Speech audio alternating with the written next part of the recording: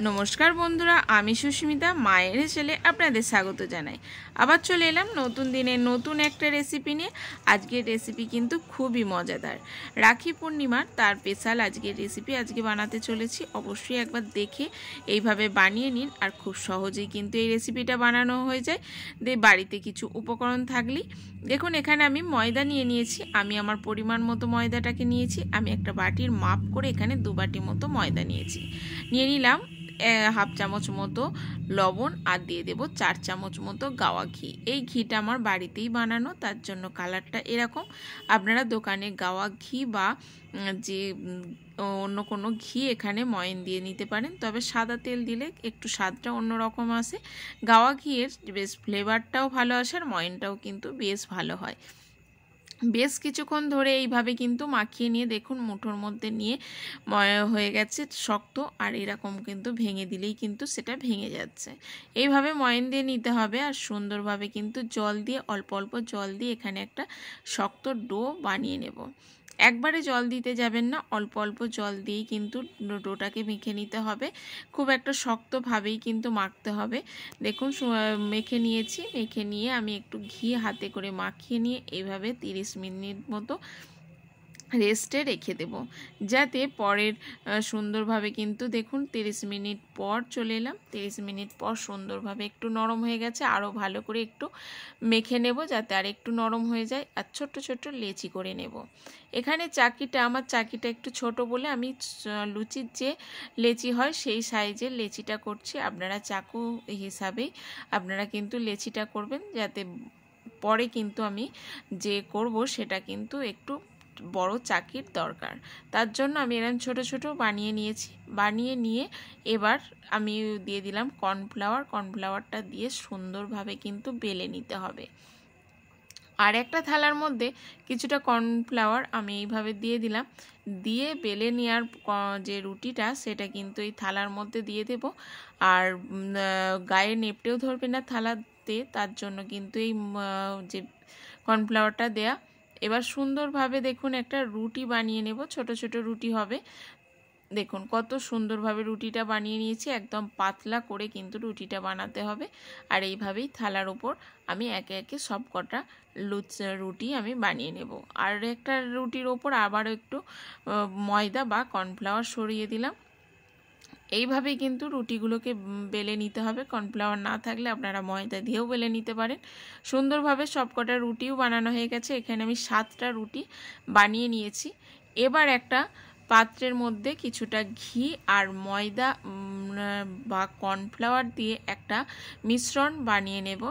তাতে কিন্তু আমার যে বানাবো সেইটা কিন্তু এই মিশ্রণটা অবশ্যই বানাতে হবে। অবশ্যই কিন্তু এখানে ময়দার থেকে যে কর্নফ্লাওয়ার হয় সেইটা দিয়ে করলেই কিন্তু সুন্দরভাবে বানানো হয়ে যায়, আর এটা কিন্তু খুবই খাস্তাও হয়। ওই জন্য চেষ্টা করবেন কর্নফ্লাওয়ারটা দেওয়ার। সুন্দরভাবে দেখুন একটা মিশ্রণ করে সাইডে রেখে দিলাম। এবার যে থালার মধ্যে রুটি নিয়েছি সেই থালার মধ্যে দেখুন একটা রুটি নিয়ে আমি যে মিশ্রণটা বানালাম সেটা কিন্তু গায়ে সুন্দরভাবে এইভাবে একটু মাখিয়ে নেব। এইভাবে মাখিয়ে নিলে যে আমি খাস্তা করব সেটা কিন্তু সুন্দরভাবে লেয়ার হবে। অবশ্যই কিন্তু এইভাবে করে নেবেন। দেখুন আবারও দিয়ে দিলাম একটা রুটি, আর এইভাবে কিন্তু 7টা লেয়ার আমি বানিয়ে নেব। আর সব কটা রুটির ওপর কিন্তু এই মিশ্রণটা সুন্দরভাবে মাখিয়ে নিতে হবে। খুব সহজ একটা রেসিপি আর খেতে কিন্তু খুবই টেস্টি। একবার বানালে মনে হবে না দোকান থেকে খাজা কিনে খায়, এতটাই বানানো সহজ এই রেসিপিটা। একবার বানিয়ে দেখবেন মনে হবে বারবার বানায়। আর এরকম কোনো বিশেষ দিনে আপনারা এই রেসিপিটা বানিয়ে নিতে পারেন। অনেক বাচ্চা দেখবেন মিষ্টি খেতে পছন্দ করে না, তবে এই সব জিনিসগুলো খুব বেশি খায়, কিন্তু দোকান থেকে অনেক কিছু ভেজাল দিয়ে বানায়। আপনারা এইভাবে বাড়িতে বানিয়ে দেবেন, দেখবেন কোনো অসুবিধা হবে না। দেখুন সব কটা লেয়ার এইভাবে কিন্তু আমি বানিয়ে নিলাম। আর এইভাবে কিন্তু মিশ্রণটাও ঘি আর যে কর্নফ্লাওয়ারের মিশ্রণটা কিন্তু প্রতিটা রুটিতে আমি মাখিয়ে নিয়েছি। আপনারা ভালো করে ভিডিওটা পুরো দেখলেই কিন্তু খুব সহজে বানিয়ে নিতে পারবেন। দেখুন 7টা রুটি দিয়ে আমি এখানে লেয়ারটা বানিয়েছি। আপনারা 5টা বা 9টা বা 7টা যে কোনো রুটি দিয়ে লেয়ারটা বানাবেন। যত লেয়ার দেবেন ততই কিন্তু যে সেটা কিন্তু অনেকটাই ভাঁজ হবে সুন্দরভাবে। দেখুন 7টা লেয়ারই আমার দেয়া হয়ে গেল।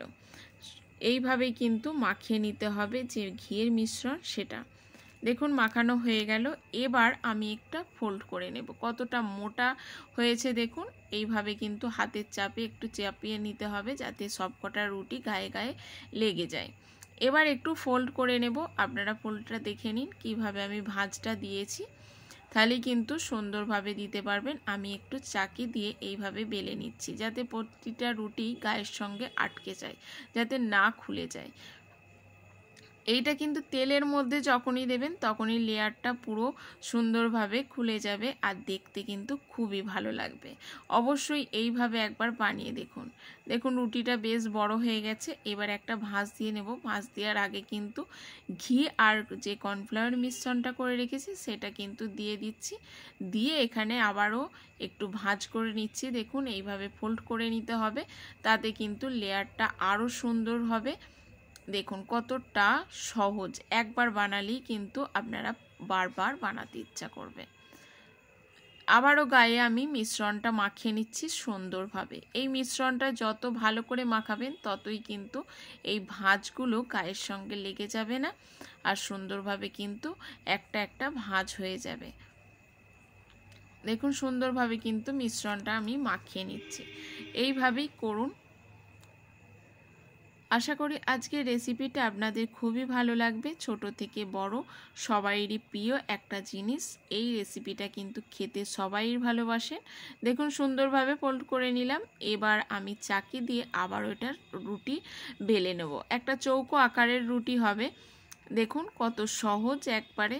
এটা চাকি দিয়ে আমি বেশ চেপে চেপে কিন্তু এটা একটা চৌকো আকার করে নেব। দেখুন একদম পাতলাও করিনি, একদম মোটাও করিনি, এইরকম করে আমি বেলে নিয়েছি। বেলে নিয়ে আমি এখানে চাকু দিয়ে সরু সরু করে পিস করে নেব। এখানে খুব একটা মোটা পিস করবেন না, তাহলে কিন্তু যে ভাঁজটা সেই ভাঁজটা কিন্তু আনতে পারবেন না। তার জন্য দেখুন আমি যে সরু সরু করে এখানে চাকু দিয়ে কেটে নিচ্ছি। চৌকো করে কিন্তু এইভাবে বেলে নিলে একটু কিন্তু বাদ যাবে না। দেখুন আমার একটু কিন্তু সাইড থেকে বাদ যাচ্ছে না। সুন্দরভাবে কিন্তু একদম পারফেক্টভাবেই হয়ে যাবে, মাপের মাপ। এইভাবে ধীরে সুস্থে মাপ করে যদি সব কিছু করেন দেখবেন একটু নষ্ট হবে না আর সুন্দরভাবে কিন্তু বানাতেও ভালো লাগবে। যে কোনো জিনিস পারফেক্টভাবে হলে সেটা কিন্তু নিজের খাওয়ার থেকেও দেখবে বানিয়ে লোককে খাওয়াতে বেশি আনন্দ পাবেন। সুন্দরভাবে দেখুন করা হয়ে গেছে। আপনাদের একটা দেখিয়ে দিচ্ছি কিভাবে ফোল্ড করবেন। আর এইভাবে কিন্তু মোটা করে রেখে দিয়েছি। এই একটা কোণা নিয়ে বারবার এরকম উল্টো করে দিয়ে নিতে হবে দুটো পাক, তাহলেই দেখবেন সুন্দরভাবে একটা ডিজাইন চলে আসছে। আর এরকম করে একটু চেপে দিতে হবে। চেপে না দিলে কিন্তু তেলের মধ্যে দিলেই কিন্তু এই ভাঁজটা খুলে যাবে, আর এইভাবে চেপে দিলে ভাঁজটা কিন্তু খুলবে না। এইভাবে প্রতিটা বানিয়ে নেব। আর এবার গ্যাসটাকে অন করে দিয়ে বেশ কিছুটা সাদা তেল দিয়ে দিলাম। তেলটা খুব একটা গরম করবেন না। তেল দেওয়ার কিছুক্ষণ পরই কিন্তু এই যে স্ন্যাক্সগুলো সেগুলো কিন্তু দিয়ে দিতে হবে। দেখুন দিয়ে তেলটা দেখেই বুঝতে পারছেন তেল কিন্তু খুব একটা গরম হয়নি। এরকম অবস্থায় লো ফ্লেমে কিন্তু এই গজাগুলোকে কিন্তু ভেজে নিতে হবে। দেখুন সুন্দরভাবে সব কটাই দিয়ে দিলাম। আর এদিকে আমি একটা চিনির শিরা বানিয়ে নিচ্ছি। সেই যে বাটি করে আমি ময়দা নিয়েছি সেই বাটির মাপ করে কিন্তু 1 বাটি মতো চিনি দিয়ে দিলাম। চিনি দেওয়ার পর কিন্তু ওই বাটির মাপ করে হাফ বাটি জল দিয়ে দিলাম। এই মাপটা মনে রাখবেন, তাহলেই কিন্তু সুন্দরভাবে এই চিনির শিরাটা বানিয়ে নিতে পারবেন। এই চিনির শিরাটা কিন্তু একদম পাতলা বানালে হবে না। এক তারের যে চিনির শিরা সেই রকম চিনির শিরাই বানিয়ে নিতে হবে। আর এদিকে দেখুন যে খাজাগুলো সেগুলোও কিন্তু সুন্দরভাবে দেখছেন লেয়ারভাবে খুলে গেছে। হালকাভাবে আমি আঁচে কিন্তু করে নিচ্ছি। আর এদিকে কিন্তু চিনির শিরাটাও বানানো হয়ে গেছে। চিনির শিরাটা এরকম বাবেল আর আসবে, এরকম ফেনা ফেনা হয়ে যাবেন, সেই রকমভাবেই কিন্তু গ্যাসটাকে অফ করে দেবেন সঙ্গে সঙ্গে। আর এদিকে দেখুন লো ফ্লেমে আমি এই খাজাগুলোকে করে নিয়েছি। একদম লো ফ্লেমে এই খাজাগুলো যত ভালো করে ভাজবেন ততই সুন্দরভাবে এই লেয়ারগুলো ছেড়ে যাবে, আর ডিজাইনগুলো কিন্তু একটু ভেঙে যাবে না। দেখুন কতটা সুন্দর হয়েছে, আপনাদের দেখে বুঝতেই পাচ্ছেন কতটা লোভনীয় হয়েছে। এরকম গরম গরম এই খাজাগুলো খেতেও কিন্তু বেশ ভালো লাগে, একটু কিন্তু লেয়ারটা ছাড়িনি, আপনারা দেখে বুঝতেই পাচ্ছেন। এরকম খাজা বাড়িতে হলে আর কি চাই বলুন, তাতে আবার সন্ধ্যাবেলার চায়ের সঙ্গেই বলুন আর যে কোনো অনুষ্ঠানেই বলুন, এরকম ঘরে বানিয়ে নিতে পারেন এই খাজাগুলো। বাড়িতে হঠাৎ যদি আত্মীয় পরিজন চলে আসে তাহলে কিন্তু ঘরে কিছু মিষ্টি জিনিস না থাকলেও এই জিনিসটা কিন্তু অনায়াসে বানিয়ে তাদের পরিবেশন করতে পারেন, এতটাই মজাদার। তারা কিন্তু বারবার জানতে চাইবে আপনার কাছে এই রেসিপিটা কিভাবে বানিয়েছেন। দেখুন সুন্দরভাবে আবারও খাজাগুলো আমি ভেজে নিচ্ছি, আর ভাঁজগুলোও কিন্তু সুন্দরভাবে একটা একটা আছে। এইভাবেই ভেজে নিতে হবে একদম লো ফ্লেমে সুন্দরভাবে, খুব একটা লাল লাল করবেন না, জাস্ট একটু ভালো করে ভেজে নিলে লেয়ারগুলো একটু খুলে গেলেই কিন্তু ভেজে তুলে নিতে হবে সুন্দরভাবে। আমি দেখুন তেল ছাড়িয়ে আমি তুলে নিচ্ছি, খুব একটা তেলও তালে না এই জিনিসটা ভাজতে। দেখুন সুন্দরভাবে সব ভাজা হয়ে গেছে, আপনারা দেখে বুঝতেই পাচ্ছেন। জাস্ট 2 বাটি ময়দা দিয়ে এতগুলো আমার এই খাজা তৈরি করা হয়েছে। দেখুন ভাজা এত সুন্দরভাবে লেয়ারটা হয়েছে, দেখেই যেন লোভ লাগছে। এদিকে চিনির শিরাটাও দেখুন কত সুন্দর হয়েছে। এবার এই চিনির শিরার মধ্যে আমি ভেজে রাখা যে খাজাগুলো সেগুলো কিন্তু দিয়ে দেবো, আর হালকা হাতে কিন্তু খুন্তি দিয়ে এইভাবে কিন্তু নাড়াচাড়া করে নেব। তাতে কি হবে যে চিনির শিরাটা সুন্দরভাবে গায়ে লেগে যাবে, আর বেশ খাজাগুলো কিন্তু আরও টেস্টি হয়ে যাবে। দেখুন কত সুন্দর চিনির শিরাটা গায়ে লেগে গেছে, আর এরকম সাদা সাদাভাবে লেয়ারটা পড়ে গেছে। এতটাই সুন্দর বানানো, তেমনই কিন্তু খেতেও সুন্দর। এবার অন্য একটা পাত্রে তুলে নিলাম, আর গরম গরম এরকম বাড়িতে বানিয়ে নিলাম রাখি পূর্ণিমার স্পেশাল একটা খাজার রেসিপি। আপনারাও কিন্তু কালকে রাখি পূর্ণিমা এরকম বানিয়ে নিতে পারেন, এরকম নতুন একটা খাজা। ছোট থেকে বড়রা সবাই কিন্তু বেশ আনন্দে খাবে, এটুকু গ্যারান্টি দিতে পারেন। দেখুন কতটা সুন্দর আর কতটা মুচমুচে, দেখুন হাতে একটু চাপ দিয়ে দেখিয়ে দিলাম কতটা ধুলো হয়ে গেল। আশা করি আজকের রেসিপিটা আপনাদের খুবই ভালো লেগেছে। ভালো লাগলে অবশ্যই লাইক, শেয়ার ও কমেন্ট করতে ভুলবেন না। নতুন বন্ধু হয়ে থাকলে চ্যানেলটাকে সাবস্ক্রাইব করবেন। সম্পূর্ণ রেসিপিটা দেখার জন্য ধন্যবাদ। ভালো থাকবেন।